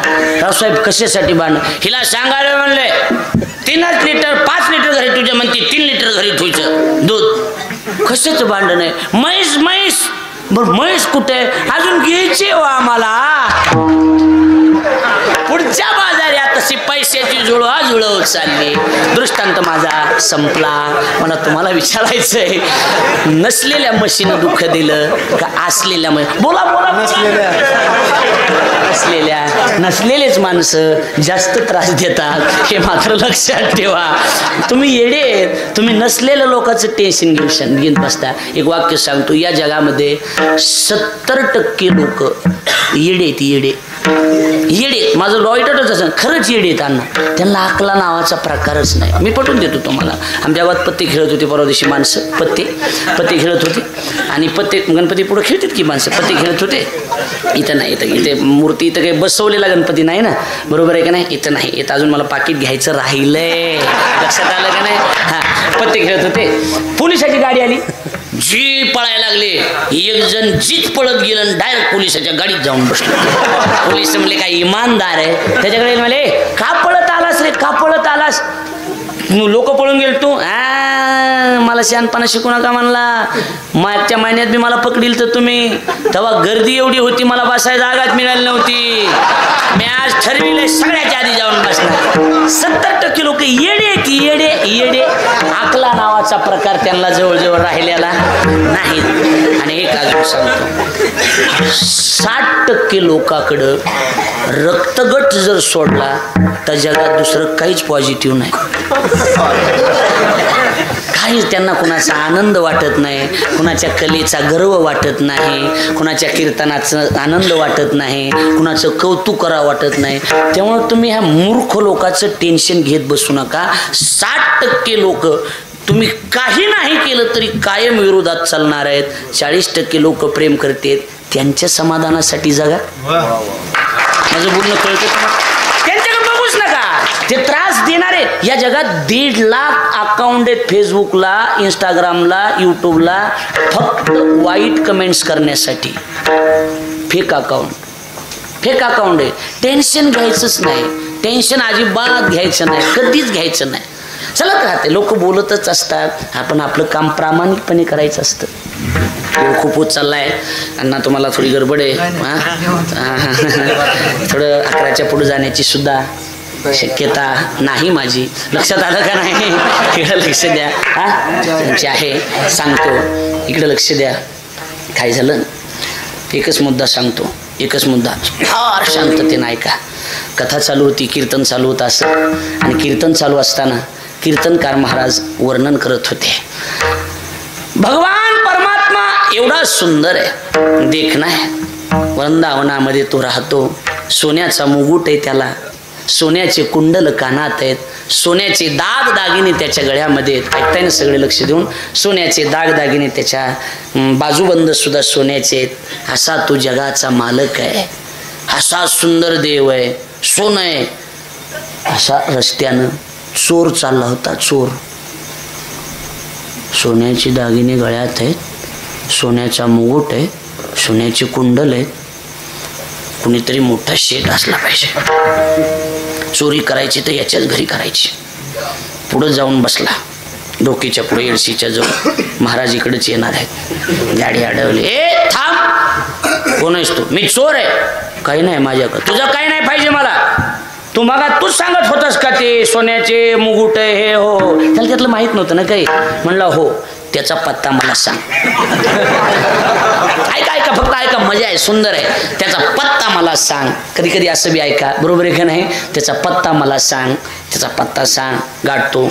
एकदा चोरी करायची, आयुष्यात पुन्हा चोरी करायची काय गरज आहे? बसून खायचं मुकुट. त्याच्या महाराजाच्या लक्षात आलं येडं दिसतंय. म्हणले अरे तो शेठ नाही, जगात जेवढे शेठ आहेत ना त्या सगळ्यांचा शेठ आहे. कळते? कोई लेट होगा तो कोई थेट होगा, कोई लेट होगा तो कोई थेट होगा, लेकिन भोलेनाथ की भक्ति करने वाला एक दिन जरूर शेठ होगा. बघा लक्ष द्या. याच्या बापाचं सांगतोय मी. याच्या बापाचं कुणाच्या? गणपतीच्या. तुम्ही यूट्यूबला शिव महापुराण कथा प्रकाश महाराजसाठी असं नाव टाकलं तर हजारो कथा आहेत. रुद्राक्षाचं महत्त्व काय, बेलाचं महत्त्व काय, या सगळ्या कथा त्याच्यावर आहेत. यूट्यूबला भरपूर कथा आहेत. तुम्ही ऐका. टी व्हीवर तर नेहमी टी व्हीवर बघितले असताना अरे टी व्हीतला महाराज आहे मी, तुम्हाला इज्जत नाही माझी, काय करणार सांगा? इज्जत राखा, इज्जत राखा. सगळ्यांनी 100-100 रुपये देऊन पाया पडा. इज्जत राखा. ऐकायचं ऐकायचं. अति सुंदर आहे, एवढं सुंदर आहे अण्णा. आता शांत ऐका सगळे. टाचणी पडली तरी आवाज आला पाहिजे, एवढी शांतता मला पाहिजे. लक्ष द्या, सांगू द्या मला काय झालं. त्यानं विचारलं त्याचा पत्ता मला सांग. कोणी? चोरानं.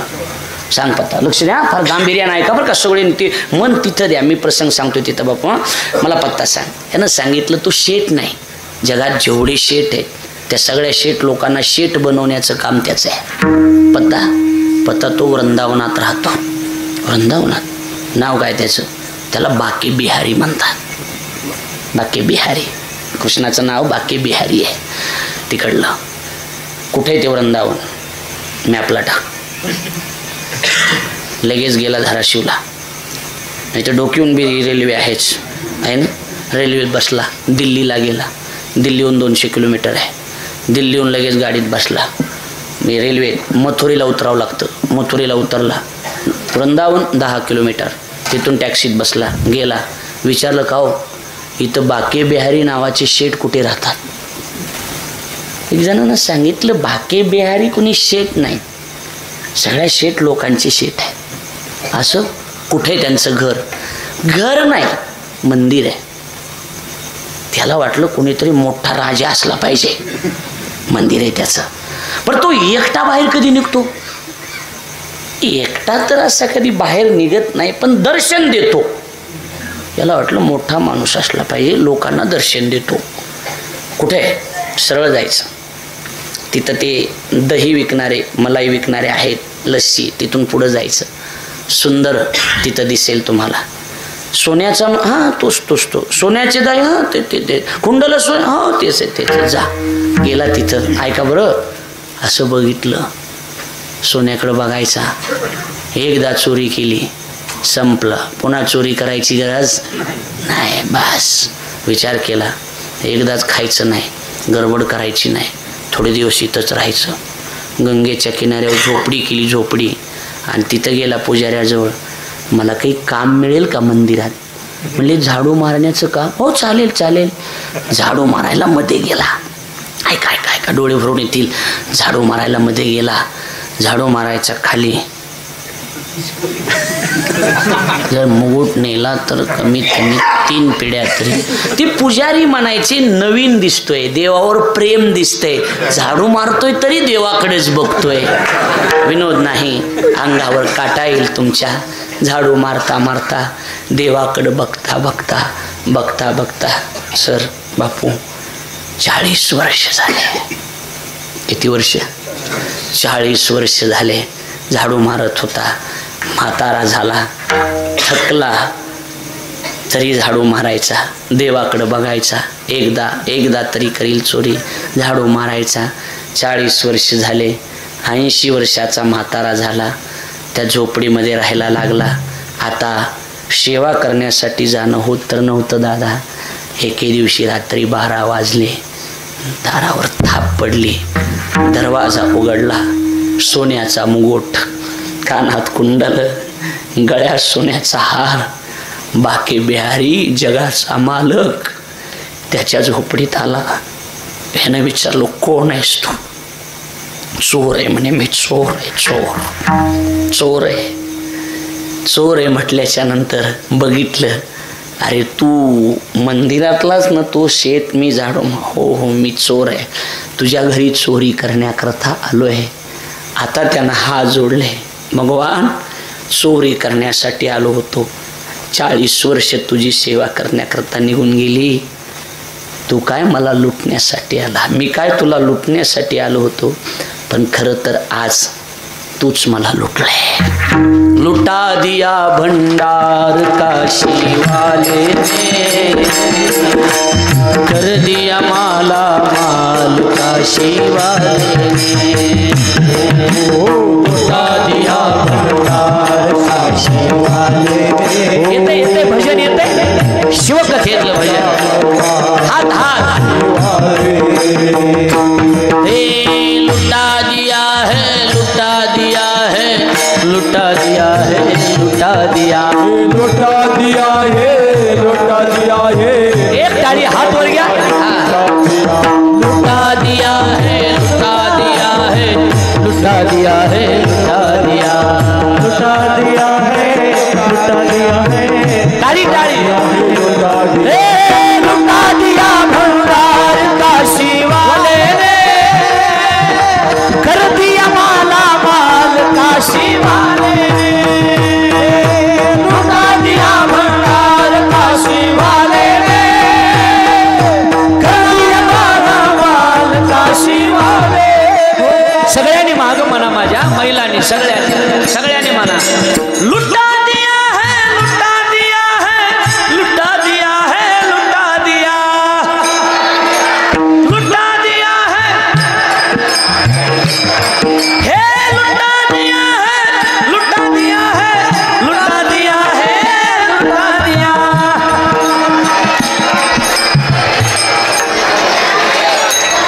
लुटा दिया भंडार काशी वाले ने, कर दिया माला माल काशी वाले ने.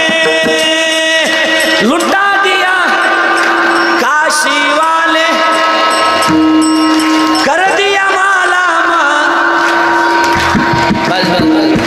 तुम्ही काही कथा ऐकली नाही काय की शिवकथा कधी? बरोबर आहे का? इथं झाली नाही काय कधी शिवपुराण कथा? नाही ना, मग त्यामुळे तुम्हाला माहित नाही. लुटा दिया भंडार काशीवाले ने. लुटायला आलो होतो पण यानंच मला लुटलं, आणि कर दिया माला माल काशीवाले ने. मजा आहे, मजा आहे. 13ला होती माझी मागच्या वेळेस कथा. आले असतील बरेच लोक. वा, आनंद आहे. मला वाटत नाही कुणाला बंद करण्याची इच्छा आहे म्हणून. अण्णा गाडी 12ला आहे ना? 12:30. माझ्या गाडीचं नाही नाही, तुमच्या गाडीचं मला अजिबातच टेन्शन नाही अण्णा, पण मी कीर्तन लवकर सोडलं तर तुमच्यामुळं मला बस स्टँडला बसावं लागणार हे टेन्शन आहे. कारण तुम्हाला बसून दिल्याशिवाय मला हलता येणार नाही, कारण तुम्ही मला हलू देणार नाही.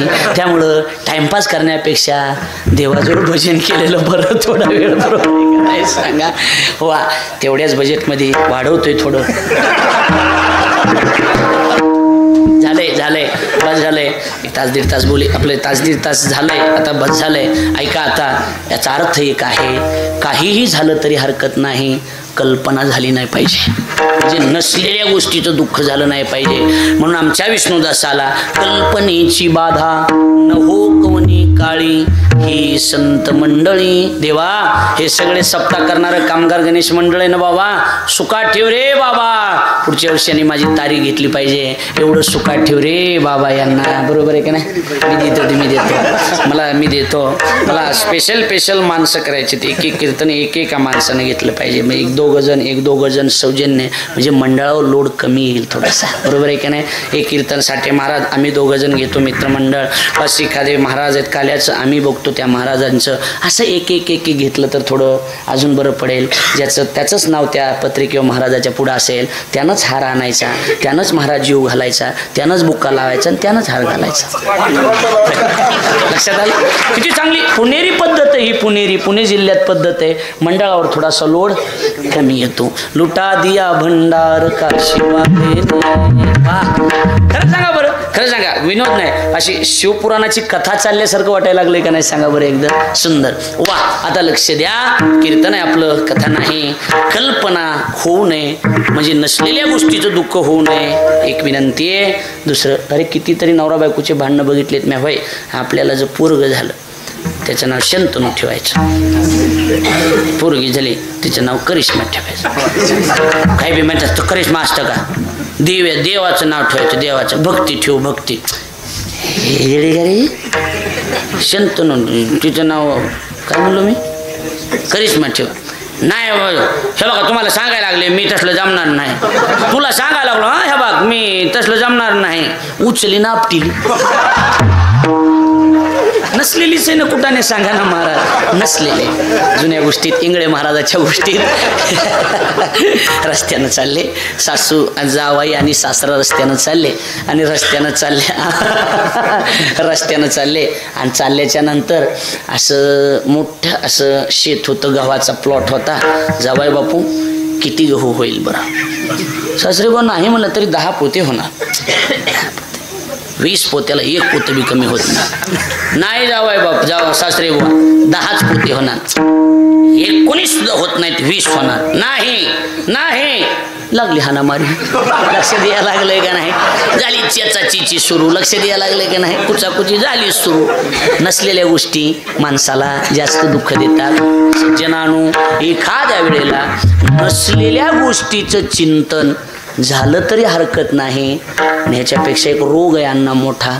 तो रोग जवळजवळ बऱ्याच भजन्याली, बऱ्याच कीर्तन करायला, बराच 2-4 बोल वाजवायला आले की त्याला बऱ्याच चांगल्या मोठ्या कीर्तनकारांना सुद्धा त्यांना मोठं म्हणताच येणार नाही म्हणा. मोठी ती असतात ज्यांना हा रोगच होत नाही. लक्षात येते माझं बोलणं? कशाला वाजवू नका, नीट ऐकच. मोठे नाही म्हणणार ना त्यांना जर हा रोग झाला असेल तर त्यांना मोठं कसं म्हणायचं? अजिबात नाही.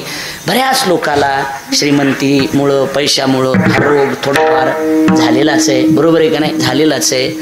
आमच्या भाविक विष्णुदासाला, गणपती बाप्पा या गणेश मंडळाला तेवढा रोग तर होऊ देऊ नकास. रोग तर सोडून द्या, त्या रोगाचं वारं सुद्धा लागू देऊ नका. कोणता रोग आहे? अहंकाराचा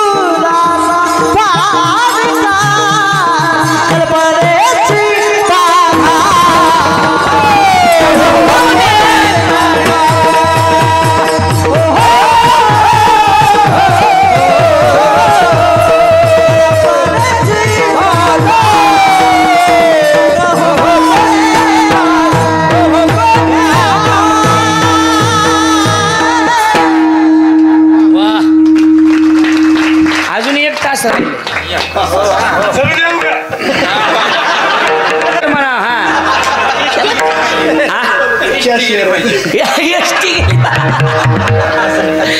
बोर तर व्हायला नाही, मुद्दाम म्हणायलात का? म्हणजे बोर व्हायला म्हणून म्हणलात का? म्हणून वाढवून देण्याची. वा वा कॅशियर आहेत. असंच एकदा काय झालं, असंच एक जण माणूस हार घालायला आला. हार घालायला आल्याच्या नंतर असा आला, मी असं बघितलं माळकही नव्हती. मी ह्यांच्या हाताने मी घात ना हार घालत नाही. नेऊन गेलो, माळकऱ्यानं घातली. कीर्तन झालं, मी तासभर बसलो. मी म्हणलं नारळ पाकीट, त्याला कशाला बोलला? मी म्हणलं काय झालं? पाकीट त्याच्याकडे होतं ना, काय करणार सांगा. पाकीट कॅशियर असू द्या, पखवाज वादक असू द्या, कीर्तनकार असू द्या, चांगल्या चाली म्हणा, पण वारं लागू देऊ नका. वारं लागू देऊ नका. वारं फार भयंकर आहे बरं. वारं लई भयंकर आहे. सहज जरी झुळूक लागली तरी बऱ्याच माणसाला आयुष्यातून ह्या वाऱ्यानं उठविलेलं. तुका म्हणे वाया गेला, तुका म्हणे वाया गेला, तुका म्हणे वाया गेला, तुका म्हणे वाया गेला. तुका म्हणे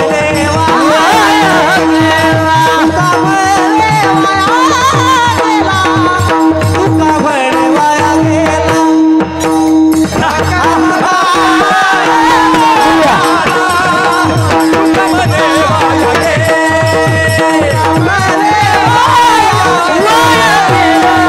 म्हणे वाया गेला. वारं लागू देऊ नका. फक्त एवढंच आहे, अहंकार झाला आणि तुका म्हणे वाया गेला. बरेच जण काम कायमचे वायाला गेले. 2-4 बोल येत असतात. आमचं म्हणणं आहे 2-4 बोल येते, ते एवढा अहंकार आहेत. 2 चाली येतात, त्याला एवढा अहंकार आहे.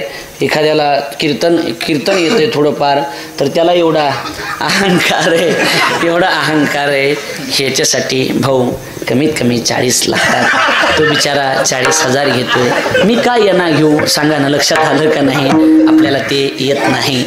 आपण जे येत नाही त्याच्यात माणसानं पडू नाही. लक्षात आलं का नाही? अरे एवढं मोठं चांगलं चालू असताना सुद्धा तुम्हाला हे ऐकावं वाटत नाही. किती दुर्दैव आहे, बरोबर आहे का नाही? हे ऐकावं वाटत नाही तुम्हाला. हे किती शोकांतिक आहे. कधी कधी फार वाईट वाटतं असं बघितल्याच्या नंतर. असो, चला, आपला मुद्दा एवढाच आहे, वारं लागू नये. वारं लागू नये. कशाचं? अहंकाराचं वारं लागलं नाही पाहिजे दादा. कधीच अहंकार झाला नाही पाहिजे. भरत महाराज त्या बाबतीत आदर्श आहेत बापू, आदर्श आहेत. जगातला एवढा मोठा माणूस आहे. तर म्हणजे संप्रदायातलं खूप मोठं नाव आहे. तुम्ही पठाडे महाराज यूट्यूबला नाव टाकलं तर लाखोनं मिलियन यूज आहे त्यांच्या व्हिडिओला. एवढं मोठं व्यक्तिमत्व आहे. एक मुकडा वाजवला तर हजारो विद्यार्थी त्यांची कॉपी आज करतायत, बघून वाजवतायत सगळं. पण अहंकार नाही. वारं लागलं नाही. दराडीवर लागलं नाही. वारं फार भयानक आहे. आम्हाला सुद्धा गुरुजींच्या आशीर्वादानं अजून तेवढं वारं लागलं नाही. देवाकडे विनंती, लागू सुद्धा नाही. खूप गरिबी होती आमची, खूप गरिबीतलं जीवन होतं आमचं. सहजासहजी भाऊ इथं ही उभा राहिलो नाहीत आम्ही. ही सहजासहजी मिळत नाही. अतिशय गरिबी होती. खूप लहान होतो आम्ही, खूप लहान होतो. 5 वर्षाचे होतो तेव्हा आमची माय मेलेली. 7 वर्षाचा होतो तेव्हा आमचा बाप मेलेला आहे. गरिबी होती, खूप गरिबी होती. वारं का लागलं नाही? सहजासहजी मिळाल्यावर वारं लागत असतं दादा.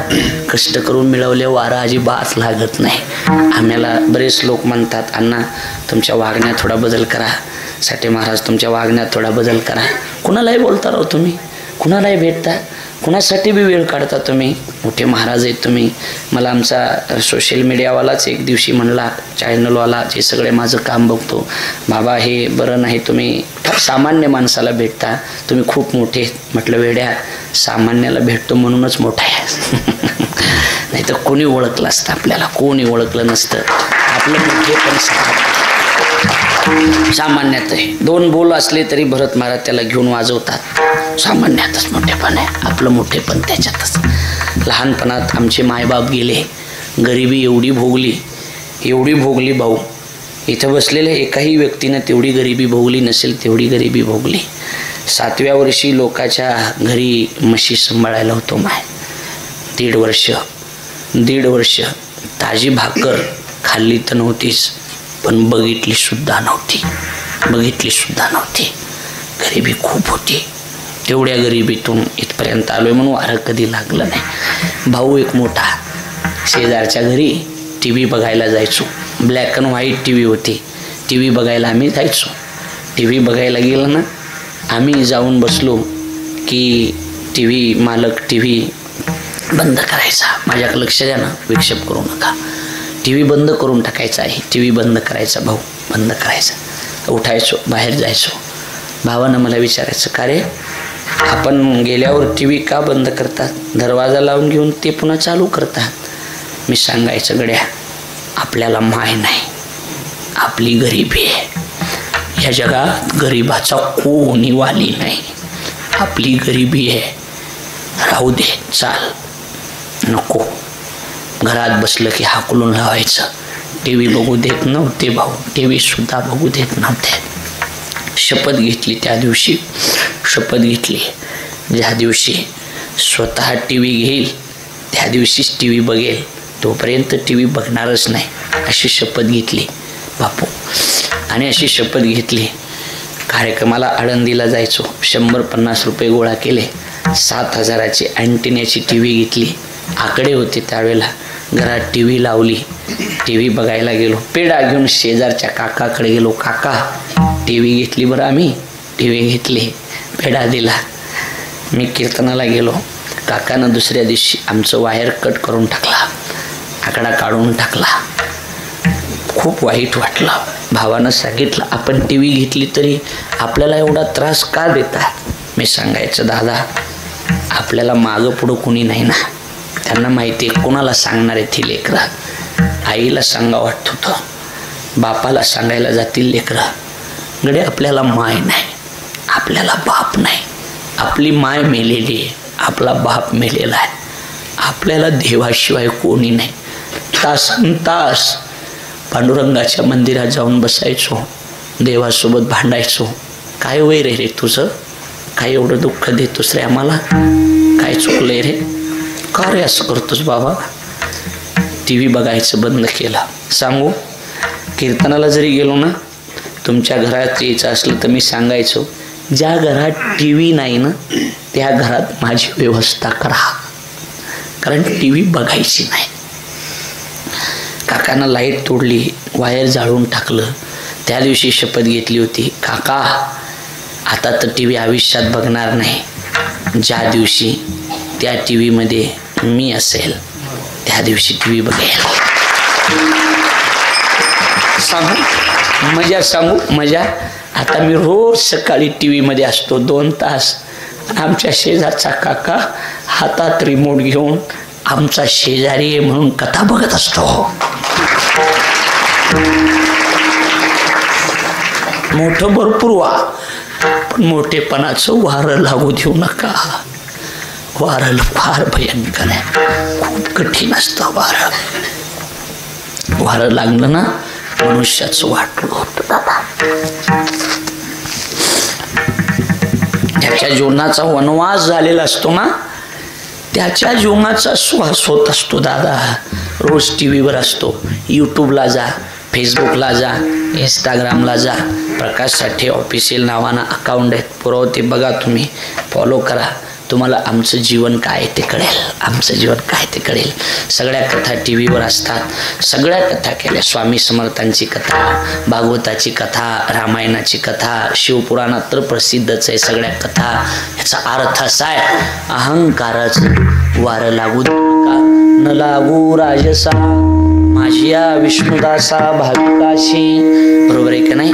माझ्या भाविक विष्णुदासाला अहंकाराचं वारं लागू देऊ नका. देवा, अतिशय सुंदर कार्यक्रमाचं आयोजन आपण केलंय. मला अतिशय समाधान वाटलं भाऊ, अतिशय. एवढं सुंदर. बरं 11 वाजले, मग माणसं फ्रेश बसलेत. कुणाला तरी वाटतंय का 11 वाजून गेले, 2 तास झालेत म्हणून? वाटतंय का सांगा बरं? हां, एकदम प्रसन्न चित्ताना बसलात, हसत बसा. हां, असंच बसा, आनंदानं राहा, प्रेमानं राहा, आयुष्यावर नाराज होऊ नका. सुख दुःख प्रत्येकाच्या जीवनात येत असतात भाऊ. गरिबी आली तर लाजायचं नाही दादा, आणि श्रीमंती आली तर माजायचं नाही. आपल्या खिशात पैशाचा खळखळाट असावा, पण त्या मागं कुणाच्या 1 रुपयाचाही तळतळाट नसावा. बस भविष्यात पुन्हा मला वाटत नाही, मला हे तुमचं सगळं ऐकून वाटत नाही की मी पुन्हा तुमच्या गावात येईल म्हणून. पण जर आलो, आता नाही, जर मी आलो योगानं, मला हे तुमचं सगळ्याचं हे ऐकून वाटत नाही मी पुन्हा येईल म्हणून. एवढं चांगलं कीर्तन केल्याच्या नंतर जर तुम्ही मला एखादी ऑफर देत असाल तर हे आमचं तुम्हाला पटलेलं नाही असा सरळ अर्थ आहे. सरळ अर्थ असाच आहे की आमचं तुम्हाला पटलं नाही पटलं, नाही पटू द्या. फकीराना आए थे सदा कर चले, फकीराना आए थे सदा कर चले, खुश रहो तुम ढोकी वालो हम दुआ कर चले. आपल्या सगळ्याला पुन्हा एकदा मनापासून धन्यवाद देतो. कदाचित पहिलं आणि शेवटचंच कीर्तन वाटतं आपलं हे, याच्यानंतर होईल म्हणून काही गॅरंटीच नाहीच. आता तर एवढं चांगलं सांगून जर अण्णा लोक जर अपेक्षा वेगळीच करत असतील जरा, तर थोडंसं आपलं यांना पटलंच नाही असा याचा. एवढं चांगलं सांगितलंय मी, नाहीच पटलं, काहीच पटलं नाही यातलं, काहीच पटलं नाही. असू द्या, नाही पटू द्या. काही चुकलं असेल माफ करा, काही चुकलं असेल त्याबद्दल क्षमा करा. बरोबर शांती ब्रह्मपण्णू महाराज, आचार्य ज्ञानेश भक्त अर्जुनजी महाराज लाडगुरुजी यांचा कृपाप्रसाद, सुख माझ्या वाणीचा दोष. कामगार गणेश मंडळाला भाऊ एवढं मी धन्यवाद देतो. एवढं चांगलं कार्य तुम्ही करताय, एवढी पब्लिक येते की बसायला जागा नाही ते, बरोबर आहे का नाही? तुमच्या मंडळाचे 28 वर्ष झालं, 100 वर्ष या मंडळाचे पूर्ण होऊन पुढे सप्ताह चालू राहावा. गणरायानं आपल्या मंडळावर, आपल्या या संपूर्ण ढोकी गावावर कृपा करावी एवढी मी आपल्याला विनंती करतो. आणि या सगळ्याचं कल्याण व्हावं अशी नामदेवरायाच्या वतीनं देवाकडे विनंती करतो. नमः म्हणे देवा अरे कल्याण, नमः म्हणे तया असावे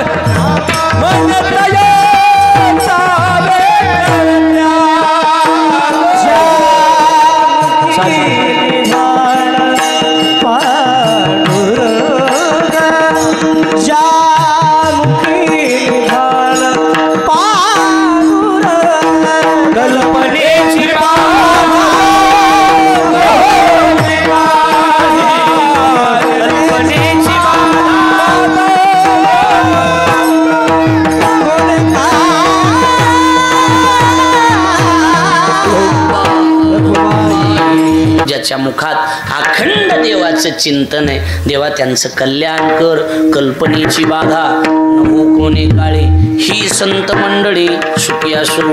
पुन्हा एकदा कोणाला काही माझं शब्द लागले असतील तर त्याबद्दल मी आपल्याकडे पदर पसरतो.